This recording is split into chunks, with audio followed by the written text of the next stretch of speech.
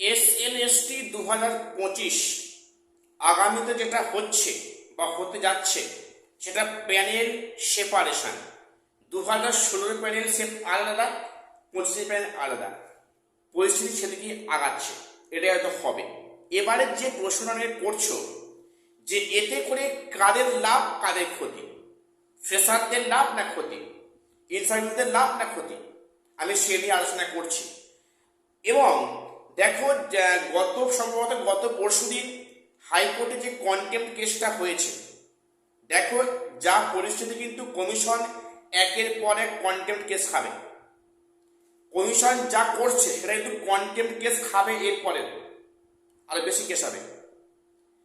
কাজেই এই কন্টেম্প্ট কেসে কিন্তু যে বিষয়গুলো উঠে এলো, আমি সেদিন অলরেডি মানে ভিডিও করেছি যে এখানে ওএমআর পাবলিশ করতে হবে, তবে শুধু কোনো একটা ওএমআর নয়, 16 এবং 25 দুটোর ওএমআর পাবলিশ করতে হবে, পাবলিক ডোমেনে আনতে হবে। তাহলে বোঝা যাবে যে কোথায় কত দুর্নীতি কিভাবে হয়েছে। এখানে 16 এবং 25 দুটোর ওএমআর পাবলিশ করতে হবে এবং করতে হবে, কমিশন করবে, করতে বাধ্য হবে, কারণ যা কন্টেম্প্ট কেস খাচ্ছে করতে বাধ্য হবে কমিশন।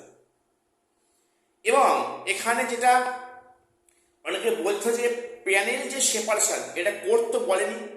শোনো কোর্ট কি বলেছে, মন দিয়ে শোনো, বিষয়টা গুলিয়ে ফেলে না। কোর্ট যেটা বলেছে যে 25-এর সঙ্গে 16 মানে যে প্যানেলটা একসাথে করতে কে বলেছে?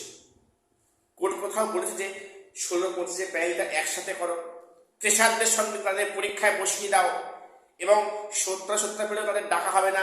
এই যে পরিস্থিতিটা হয়েছে, একসাথে পরীক্ষা নিয়ে প্যানেলটা একসাথে করতে কে বলেছে? কোর্ট সেখানে বলেছে। এই প্রশ্নটা করেছেন বিচারপতি সঞ্জয় কুমার স্যার, উনি বলেছেন। তো এর থেকে এটা পরিষ্কার যে প্যানেল কিন্তু সেপারেট হচ্ছে বা হবে, আগামীতে কমিশন করতে বাধ্য হবে। এখন এই যে প্যানেলটা সেপারেশন হবে, এর ফলে অনেকে বলছো যে এটা ফ্রেশারদের জন্য ক্ষতিকারক, এতে ফ্রেশাররা নাকি ক্ষতিগ্রস্ত হবে, হ্যাম্পার হবে। দেখো এখানে তোমাদের একটা কথা বলে রাখি, যে বা যারা বলছো যে প্যানেলটা সেপারেট হলে ফ্রেশারদের অনেকটাকে সিট কমে যাবে, এবং অনেকে বলছো যে ফ্রেশারদের অনেক সাবজেক্টের সিট ভ্যাকান্সি থাকবেই না, এই কথাটা কিন্তু সর্বাংশে মিথ্যা কথা, এটা ভুল ধারণা। দেখো এই যে পরীক্ষাটা হয়েছে, যে প্যানেলটা হয়েছে, এখানে কিন্তু 25-এর জন্য আলাদা সিট বরাদ্দ আছে, পরিষ্কার। এখানে 2025 কিন্তু সিট আলাদা করে বরাদ্দ আছে। কাজেই যদি প্যানেল সেপারেট হয়, এতে যেমন ইন সার্ভিসদের লাভ আছে, তেমনি লাভ আছে ফ্রেশারদের। আচ্ছা, এটা কেন, কারণটা কি?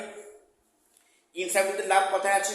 দেখো সেখানে অনেকে এইবারে যে পরীক্ষাটা একসাথে হলো বা প্যানেলটা একসাথে করেছে, এক্সপিরিয়েন্সের 10 মার্কস দেওয়ার পরে কিন্তু অনেক যোগ্য টিচাররা সেখানে লিস্টেড হয়নি। কেন? সেখানে অনেক ফ্রেশাররা ঢুকে পড়েছে মাঝখানে, হাই র্যাঙ্ক আছে, এবং তার জন্য অনেকে কিন্তু ডাক পায়নি ইন সার্ভিস যোগ্যরা। কাজেই যদি প্যানেলটা সেপারেট হয়, আলাদা হয়, তাহলে তাদের এক্সপিরিয়েন্সের মার্কস দেওয়া হোক না, কোনো সমস্যা নেই, তাহলে 2016 সবাই চাকরি পাবে না, এবং এটা একটা ওদের লাভ। ইন সার্ভিসে ফ্রেশারদের কী লাভ? দেখো যদি প্যানেলটা যদি আলাদা হয়, যেহেতু এখানে 2025-এর সিটটা আলাদা করে বরাদ্দ আছে, সেই সিটে যদি প্যানেলটা আলাদা হয়, তাহলে কিন্তু এখানে 10 মার্কস না দিলেও এক ধাক্কায় অনেক কাট অফ কমবে, এবং সেখানে অনেক কিন্তু ফ্রেশাররা চাকরি পেয়ে যাবে, এটা পরিষ্কার ইঙ্গিত। অর্থাৎ যদি প্যানেলটা সেপারেট হয়, তাহলে ইন সার্ভিসদের যেমন লাভ, তেমন লাভ আছে ফ্রেশারদের, এটা পরিষ্কার ইঙ্গিত। একটাই কারণ যে এখানে ফ্রেশারদের জন্য আলাদা করে সিট বরাদ্দ আছে। কাজেই যে বা যারা বলছো এটা কিন্তু সম্পূর্ণ ভুল ধারণা, এবং হয়তো আগামীতে সেখানে সেখানে তো প্যানেলটা আলাদা হবে, কারণ পরিস্থিতি সেদিকে আগাচ্ছে, এটা কমিশন করতে বাধ্য হবে। আমরা এই আওয়াজটা তুলেছি অনেকদিন আগে থেকে। কাজেই যেটা মনে হচ্ছে ওএমআর তো পাবলিশ করতে হবেই, পাশাপাশি এখানে প্যানেলটা সেপারেট করতে হবে, সেই দিকে কিন্তু পরিস্থিতি আগাচ্ছে।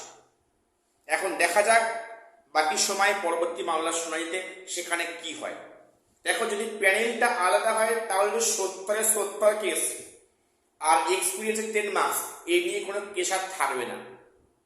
কারণ ফ্রেশাররা কি চায়, যে এক্সপিরিয়েন্সের মার্কসটা অনলি মানে তারা পাক, প্যানেলটা আলাদা হোক, সেক্ষেত্রে যেমন তাদের লাভ হবে প্লাস এদেরও লাভ হবে, এটি যুক্তি। কাজেই এটা কিন্তু আলাদা হলে এখানে অনেক মামলা কিন্তু সেখানে নিষ্পত্তি হয়ে যাবে, বিষয়টা পুরো জলের মতো সহজ হয়ে যাবে। যাই হোক, আজকে এটুকুই আপডেট দেওয়ার ছিল। সবাই চ্যানেলটা সাবস্ক্রাইব করে দিও এসএসসি পিএসসি গুরুত্বপূর্ণ নিউজ পাওয়ার জন্য। আর শেষ করলাম, দেখা হচ্ছে পরবর্তী ভিডিওতে।